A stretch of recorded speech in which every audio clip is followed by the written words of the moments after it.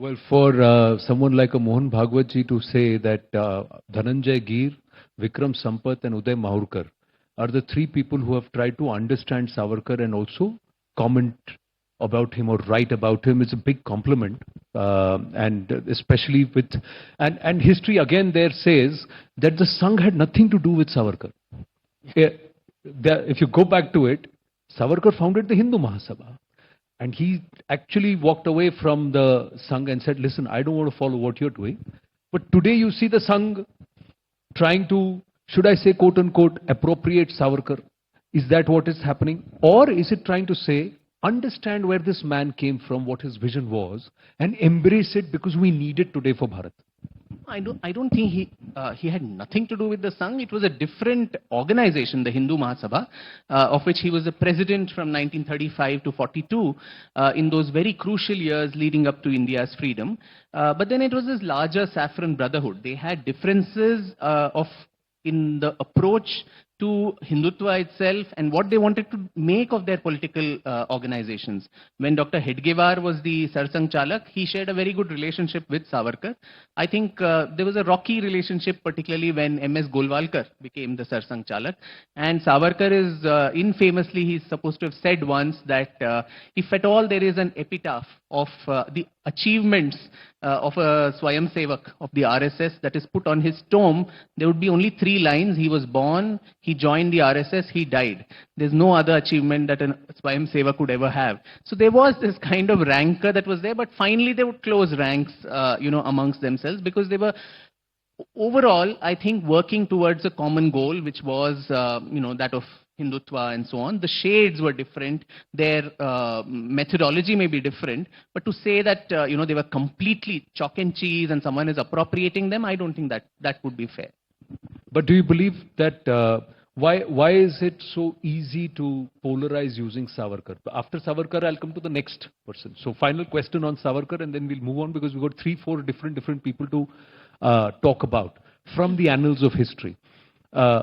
Why is it so easy? His definition of Hindu should be acceptable to everybody who's a Hindustani or from Hindustan, technically. In that essay that he wrote, he defined it very clearly.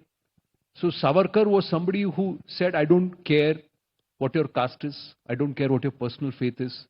He himself ate beef. So he didn't eat beef. He didn't have a problem with somebody eating beef. Or what you consume is not. What you think your national identity is, that's what his political definition of Hindu was. Why is that so difficult to accept? Or was it the effort to try and ensure that Savarkar was violent, Gandhi was not? Savarkar was bad, Gandhi was not. So was this the binary that was created?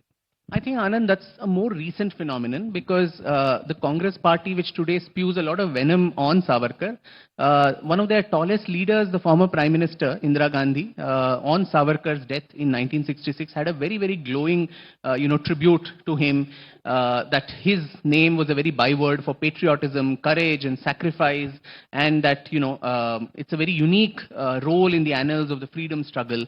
Okay, one could think that this was, in courtesy, a very nice homily given to someone who's departed. But then she also followed it up with a lot of personal initiatives like bringing out a stamp in his honor, giving her personal money of some 11,000 or something for a memorial in his name in Mumbai. She also got the government of India to get a documentary made for this man. So here was a person who founded India's first ever organized secret society, who was a kind of an inspiration for revolutionaries, not only of his time, but also much later, including Rash Bihari Bose and Netaji Subhash Chandra Bose, who gave us this whole sense of 1857 being the first war of Indian independence and not just a Sepoy mutiny. So, suffered 14 long years in the dreaded, Kala Pani in cellular jail in the Andamans. So I think stateswomen like Indira Gandhi understood that this was someone who's even now, I think, deeply revered in Maharashtra.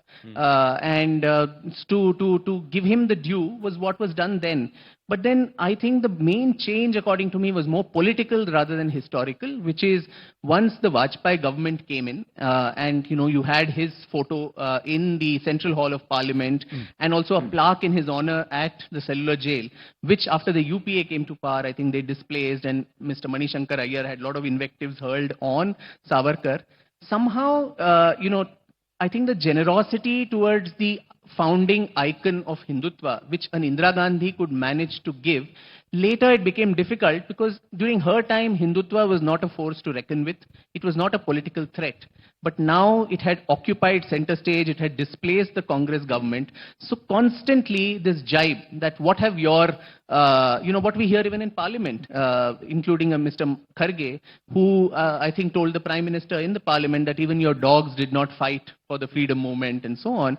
So this whole appropriation that we are the only custodians of the freedom movement and thereby, the rightful heirs to the throne of India, and anybody else who comes outside that rubric is anti-national, is a stooge of the British, is a traitor, and all these terms.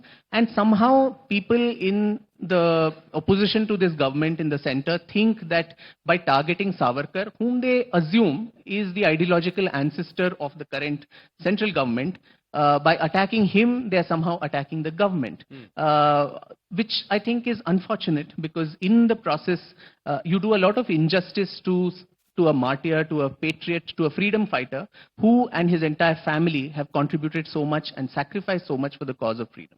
No, but you see the distortion. You're today saying that Hindutva is a political threat. How can being a Hindu or Hindu-ness become a political threat? So is that how distorted our lexicon has become? And that's very convenient. It's ye Hindutva wale hain, inke piche lag jao. That's what we are hearing on the streets of Karnataka also. No, I meant political parties which espouse the cause of Hindutva. I think during Indira Gandhi's time, Srimati Gandhi's time, it was the Jan Sangh, which was hardly, even in 1984, the BJP had 2 seats. They were not a political threat that way. The Indian or Hindu right wing was not a threat to the Congress. From panchayats to parliament, they were the supreme masters. So you could afford to be generous to their tallest icons. But then once they become a threat to you, then to discredit the current dispensation, all you need to do is discredit their, as I said, ideological ancestor and bring out all these things. Now, wasn't Srimati Gandhi, didn't she know while she was doing all that she did in praise of him, that as is alleged today, that he was a British stooge, he was a coward, he gave the title of Veer to himself, all these nonsensical things that keep getting hurled now in really, pedestrian kind of discourse, that he was an Islamophobe, that he had a hand in Gandhi's murder. If she knew all this, why would she get a stamp in his honor? I think she was very astute, she was very, very sensible, and as I said, a stateswoman. So I think these are all modern constructs, and then history, unfortunately, the title of this session is, does it get weaponized? So for political considerations, obviously history and historical characters then get highly weaponized and in the process, I think the fall guy or the casualty is the discipline itself, and that's very unfortunate.